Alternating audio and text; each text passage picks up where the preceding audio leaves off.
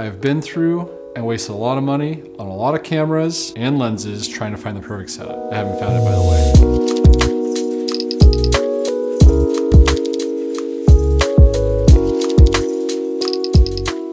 I'm pretty sure the perfect system doesn't exist, as each project and job needs specific things to get it done. But I think I have found the perfect setup for my personal projects and some client work. And maybe you fall into the same category as well. These two lenses right here cover all my focal lengths I need from 24 to 400 millimeters. And they're definitely not the fastest lenses on the market, and they definitely have their caveats, but they always get the job done and I can work within their limits. The Sony 24-105 f4 is my go-to lens for walking around and just capturing what's in front of me. Then the Sony 100-400 f4.5 to 5.6 is amazing for wildlife, getting great separation when working with products, or getting that one-off shot way off in the distance.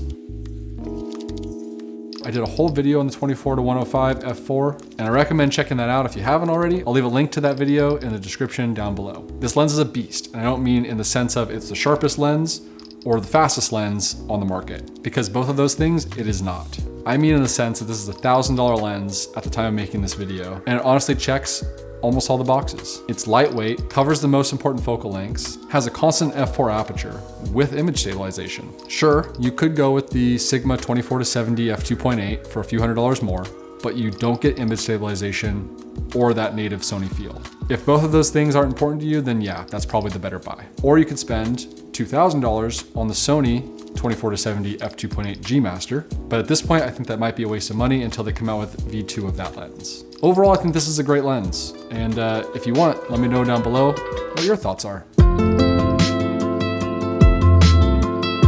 Now we move on to my favorite lens that I own. The Sony 100-400 f4.5 to 5.6 lens. I also just did a detailed video of this lens. Make sure to check that one out down below also. This last year I had the Sony 7200 f2.8 G Master lens V1, and I honestly found myself wanting more reach all the time. 100 millimeters is honestly not all that different from 70 millimeters. And I have a full 400 millimeters on the long side to work with, which is awesome for wildlife, portraiture, or getting that long far off shot in the distance, as I mentioned before. It honestly just covers a full focal range in which I need. The build quality is great, and even though it's a variable aperture, it doesn't bug me because it performs very well all the way through the zoom range.